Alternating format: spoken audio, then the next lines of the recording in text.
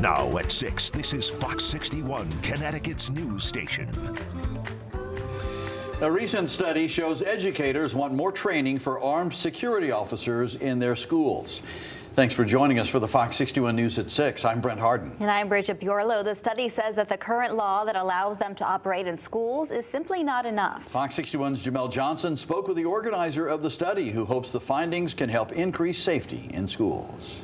You may see them at drop-off, at lunch, or walk in the halls of a school building. These people are called armed security officers. And while they're interacting with students every day, some educators have requested that they receive more training. By law, an armed security officer, or ASO, is a retired police officer that left the police department in good standing. Their transition over to a school setting brings some similar skills to the table. But director for the Center of School Safety, Amory Bernhardt, says educators want them to have more training. The basics of it were understanding gangs and also drug recognition.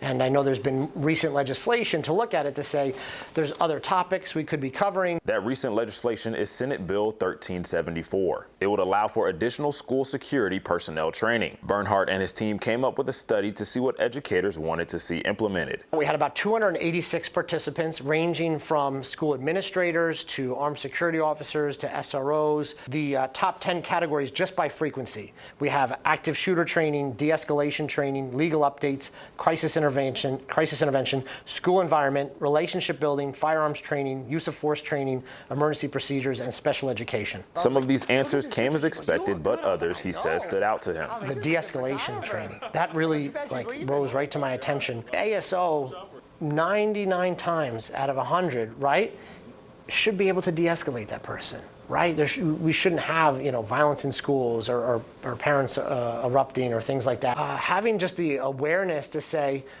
I'm here to help make things better. Not only did educators ask for more training for these officers, but they also asked for more clarification on an ASO's role.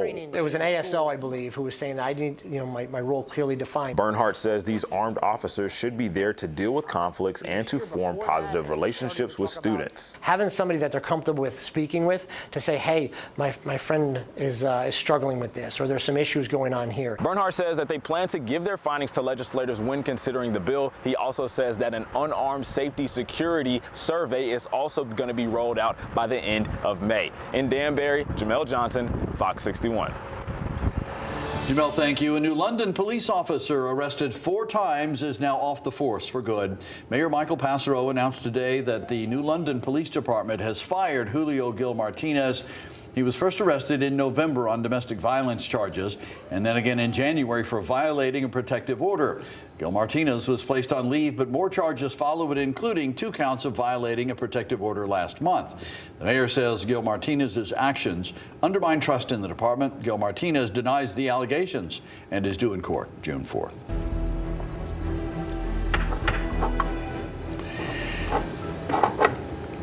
A former teacher from Madison accused of inappropriately messaging students online faced a judge today in New Haven. 37-year-old Shalina Hastings is out on bond. She is not allowed to use social media during her release, but a judge decided today that she can use the internet. Hastings was a special education paraeducator at Daniel Hand High School. Police say she pretended online to be a teenage girl from England, I should say, and they say it was all to gain the trust of 2 underage students. The school placed Hastings on leave during the investigation and fired her shortly after. She did not enter a plea today. Her next court date is in 1 month. Over to the weather now. More showers are on the way, but good news, it will not impact opening day for the Hartford Guard Goats. And Chief Meteorologist Rachel Frank is here with the first check of the forecast. Rach? We all know that opening day can carry all kinds of weather, and I think tomorrow is going to be an A++, and exactly what you think of when baseball weather starts to arrive on the calendar. 64 degrees right now in Hartford. It is misty and murky, though, for the New Haven area, and we are going to start off your Friday just like this. So when you wake up in the morning, don't be concerned. I think we'll break for sun and it'll turn out to be a nice, warm and bright afternoon. Here's a look at visibility, which tells the story that you just saw for the New Haven area. 2.5 mile visibility there, but even lower in Groton, down to 1/4 mile. And that fog will be with us for areas south and east of Hartford as we head through the next 4 or 5 hours or so. We will see a few light showers redevelop as we head towards and after the news at 10 and 11. And we'll see even more showers temperatures right around daybreak tomorrow. So this is 7 a.m. But some of you may end up sleeping right through this, and then clouds will break for sun, and the rest of the day is nice and dry. Temperatures are in the low to mid 60s for most of inland Connecticut, but near 70 in Danbury, cooler closer to 50 in Groton. Overnight lows will stay in the 50s, which is above the average high temperature for this time of year, and a brighter, warmer afternoon tomorrow as we get ready to play ball. Your full weekend forecast coming up. All right, sounds good, Rachel. Thank you. Well, Wall Street hasn't seen numbers like these since the COVID-19 pandemic. The S&P 500 sank 4.8%. The Dow plunged more than 1,600 points, and the Nasdaq tumbled 1,050. One day after President Donald Trump announced a sweeping tariff plan, some world leaders are calling for negotiations, while others are vowing to retaliate. Alexandria Hoff reports.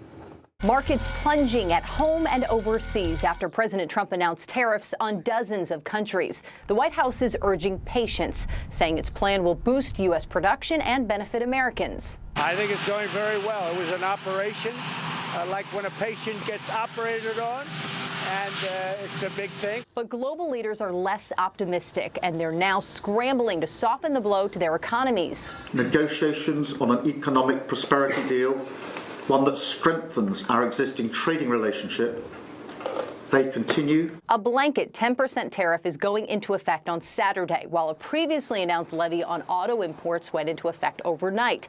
Canada's Prime Minister says his country will copy that approach and impose a 25% tariff on all vehicles imported from the U.S. The President's actions will reverberate here in Canada and across the world. And on Capitol Hill, there's now a bipartisan effort to rein in President Trump's tariffs. Senators Chuck Grassley and Maria Cantwell have introduced a bill that would require the president to explain the reasoning and impacts of any new tariffs to Congress within 48 hours of going into effect. We think Congress should reassert its role and have those policies come before Congress for review and approval. The legislation also calls for new tariffs to expire after 60 days unless Congress explicitly approves them.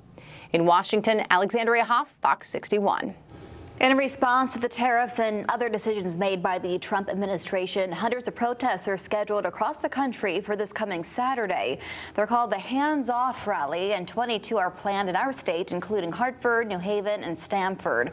According to the organizers' website, it says President Trump and Elon Musk are taking everything they can get their hands on. It says the goal of the protest is to demand a stop to the chaos. Just about everyone could use some extra cash right now, and Eversource says it can help customers find some relief if their utility bills are spiking. The company is helping people eliminate waste and their daily use of energy. Fox 61's Jill Monty is in Killingworth and shares how they're doing just that. We're going to go to another story now, new tonight.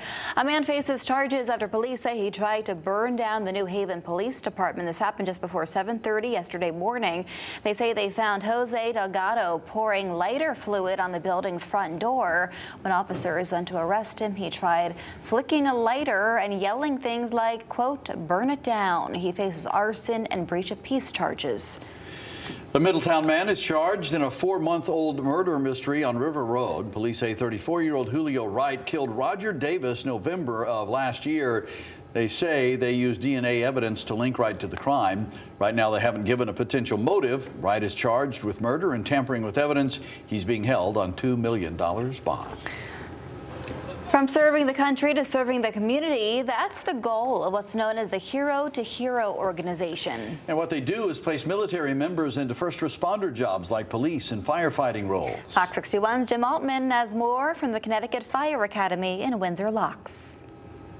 It's a different mission in Windsor Locks. They're trading one helmet for another, but the intensity is the same. Hit it! From the armed forces to a different front line. On the grounds of the Connecticut Fire Academy, a few select cadets are part of a new collaboration. Hero to Hero is an organization that we help folks transition from the military to first responder roles, so police, fire, and EMS. Retired Navy SEAL and North Haven firefighter Chris Shea began the nonprofit Hero to Hero program 5 years ago. Prepare to low shoulder carry. The goal? provide that spark. Take active military members finishing their service and give them a chance to serve their communities. It's done nationwide. We have people in Texas, Virginia, Indiana, all over the country. In the last few years, it started out really slow, but in the last years, we're right around 60 folks that we've transitioned to a career of some sort or career-based training. We're trying to let our heroes that got to go serve around the world come back to their hometowns and be local hometown heroes. They are 8 weeks into their training. This particular group of cadets is set to graduate on May 21st at the Fire Academy in Windsor Locks. Jim Altman, Fox 61. All right, we're going to take a second run at this because it's an important story. Just about everyone could use some extra cash right now, and Eversource says they can help customers find some relief if their utility bills are spiking. And the company is helping people eliminate waste and their daily energy use. Fox 61's Joe Monty is in Killingworth and shares how they're doing just that. Warmer weather's on the horizon, and your energy bills are bound to rise. Eversource says to check your home now before you find yourself paying too much for energy. In an effort to keep customers' bills down, Eversource is coordinating home energy solution assessments to find waste in customers' energy usage. A major part of the assessment is the blower door test. Rick Perriott, the contractor performing the assessment, says the purpose is to depressurize the inside of the home and figure out what the airflow is like. For every cubic foot of air that goes through the fan, there's a cubic foot of air coming in the house somewhere. So you can see that it's right about 50 pascals, and the house is leaking right around 3,700. It's about 2,000 cubic feet a minute more than it needs to. Technicians come into your home with an estimate for how much air should be moving through it. After doing the blower door test, they know how much outside air your house is letting in. Ricardo Jordan, manager of energy efficiency at Eversource, says the technicians then search for those drafts. While we're identifying where those gaps are, on site, in the moment, the contractor can actually seal all those cracks and cover all those holes with things like air sealing and foam. They'll start at your front door and check for drafts all around your home, even in your light fixtures. From the attic down into the home, getting pulled through. In addition to the quick fixes that can be made during the assessment, the contractors are ready to discuss more costly repairs and recommendations for keeping the bills down. Such as replacing outdated appliances or adding more insulation into the ceiling and into the walls. If your house is drafty or your utility bills seem to be higher, you can schedule a home energy solutions assessment online through Eversource. The cost of the assessment is based on the design of your home, but following the assessment, customers save hundreds of dollars every year. In Killingworth, Joe Monty, Fox 61.